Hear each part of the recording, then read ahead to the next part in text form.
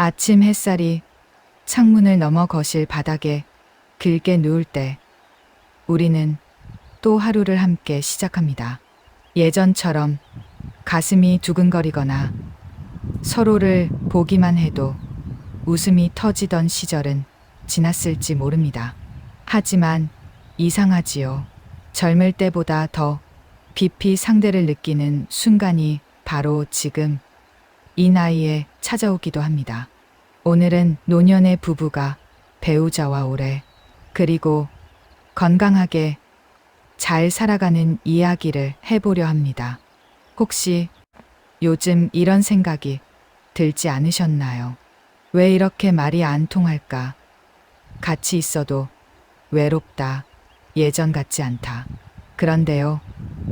이게 우리 부부만의 문제가 아니라는 걸 아는 순간 마음이 조금은 가벼워집니다. 그리고 방법은 생각보다 아주 가까운 곳에 있습니다. 제가 아는 한 부부 이야기를 먼저 해볼게요. 남편은 70을 넘긴 뒤부터 귀가 잘 안 들리기 시작했고 아내는 무릎이 성하지 않아 하루에도 몇 번씩 통증을 느꼈습니다. 예전 같으면 서로를 탓했을지도 모릅니다. 당신은 왜 이렇게 말을 안 들어? 당신은 왜 이렇게 짜증이 많아? 그런데 어느 날 병원 대기실에서 아내가 조용히 이런 말을 했답니다. 여보, 우리 둘 다 아픈 거네. 당신 마음도 내 무릎도. 그 말 한마디가 두 사람의 생활을 바꿨습니다. 상대의 행동을 성격으로 보지 않고 몸과 마음의 변화로 보기 시작한 겁니다. 나이가 들면 누구나 몸이 먼저 변합니다. 귀가 어두워지고 잠이 줄고 기억력이 예전 같지 않습니다. 문제는 이 변화를 무관심이나 사랑이 식었다고 오해하는 데서 시작됩니다. 사실은 몸이 먼저 신호를 보내는 건데 말이지요. 배우자가 말을 안 듣는 것처럼 느껴질 때 그건 마음이 멀어진 게 아니라 귀가 피곤한 겁니다. 자꾸 짜증을 내는 것 같을 때 그건 성격이 나빠진 게 아니라 통증이나 불안이 쌓여 있기 때문입니다. 이걸 이해하는 순간 싸움은 절반으로 줄어듭니다. 왜 그래? 대신 어디가 불편해라고 묻는 것만으로도 관계의 공기가 달라집니다. 두 번째로 중요한 이야기를 해볼까요? 노년 부부에게 가장 필요한 건 거창한 이벤트가 아닙니다. 매일 반복되는 작은 리듬입니다. 아침에 같이 일어나 차 한 잔을 마시는 시간, 저녁에 동네를 한 바퀴 도는 산책, 잠들기 전 텔레비전을 보며 나누는 짧은 대화. 이 소소한 반복이 부부 사이를 붙잡아 줍니다. 젊을 때는 바빠서 미뤄두었던 것들이 이 나이가 되면 오히려 가장 큰 힘이 됩니다. 한 남자 어르신이 그러시더군요. 예전엔 아내랑 할 말이 없었는데 요즘은 산책하면서 나무 얘기, 날씨 얘기만 해도 좋다고요. 말의 내용이 중요한 게 아닙니다. 함께 같은 방향을 보고 걷는 시간이 중요합니다. 여기서 한 가지 중요한 건강 이야기를 짚고 가야 합니다. 부부가 함께 움직이면 건강이 달라집니다. 혼자 운동할 땐 작심삼일이 되기 쉽지만 둘이 약속하면 지키게 됩니다. 꼭 헬스장이나 어려운 운동일 필요 없습니다. 계단 몇 개 더 오르기, 하루만 보 걷기, 집에서 스트레칭하기. 이런 작은 활동이 쌓이면 관절도, 혈관도, 기분도 달라집니다. 무엇보다 함께 땀을 흘리면 말하지 않아도 통하는 느낌이 생깁니다. 서로의 숨소리를 느끼고 걸음 속도를 맞추다 보면 자연스럽게 배려가 생깁니다. 세 번째 이야기는 많은 분들이 불편해하지만 꼭 짚어야 할 주제입니다. 바로 각자의 시간입니다. 노년이 되면 하루 종일 함께 있는 시간이 늘어납니다. 이게 좋을 것 같지만 오히려 갈등의 씨앗이 되기도 합니다. 젊을 때는 각자 일터가 있어 떨어져 있는 시간이 많았지요. 그런데 갑자기 하루 24시간을 같이 보내다 보면 숨이 막힐 때도 있습니다. 이때 필요한 건 거리 두기가 아니라 존중입니다. 배우자가 혼자 TV를 보고 싶어 할 때, 혼자 산책을 나가고 싶어 할 때, 그 시간을 허락해 주는 겁니다.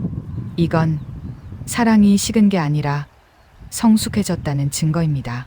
서로를 놓아줄 줄 아는 부부가 오래 갑니다. 한 할머니가 이런 말씀을 하셨어요. 우리는 결혼 45년 차인데 요즘이 제일 좋아요. 서로 귀찮게 안 하거든요. 웃음 섞인 말이었지만 그 안에 깊은 지혜가 담겨 있었습니다. 함께 있지만 얽매이지 않는 관계. 그게 노년 부부의 이상적인 모습입니다.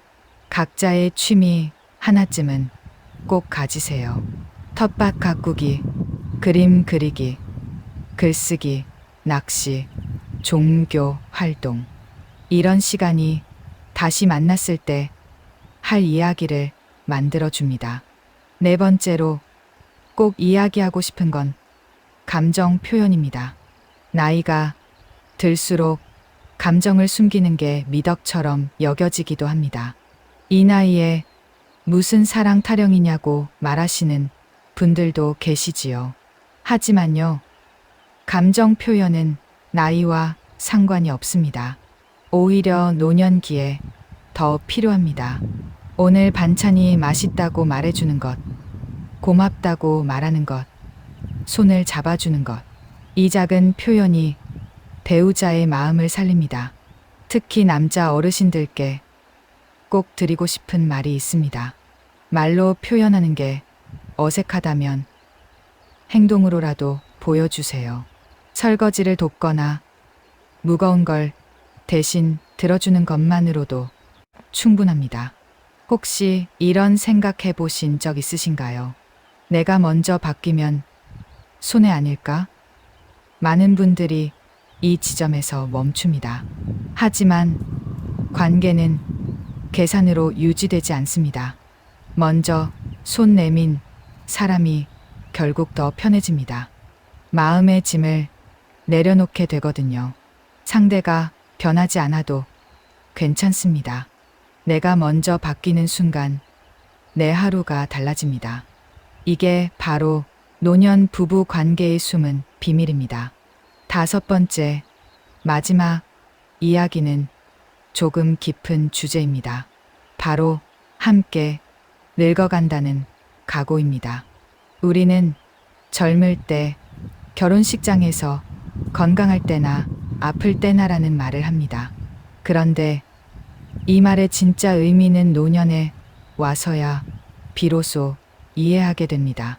배우자가 아플 때 짜증이 나는 건 당연합니다. 내 삶이 불편해지니까요. 하지만 그 순간 이 사람이 내 인생의 동반자라는 사실을 다시 떠올려야 합니다. 완벽한 부부는 없습니다. 다만 서로의 불완전함을 받아들이는 부부가 있을 뿐입니다. 한 노부부의 이야기를 들려드리고 싶습니다.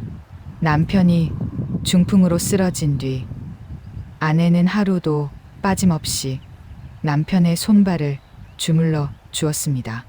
누군가 왜 그렇게까지 하느냐고 묻자 아내는 이렇게 말했습니다. 이 사람 없으면 나도 없어요. 젊을 땐 몰랐는데 지금은 알아요. 이 말이 가슴에 오래 남았습니다. 사랑은 설렘이 아니라 책임이고 책임은 희생이 아니라 선택입니다. 오늘도 이 사람과 함께 살겠다는 선택 말입니다. 여기까지 들으시면서 어떤 생각이 드셨나요?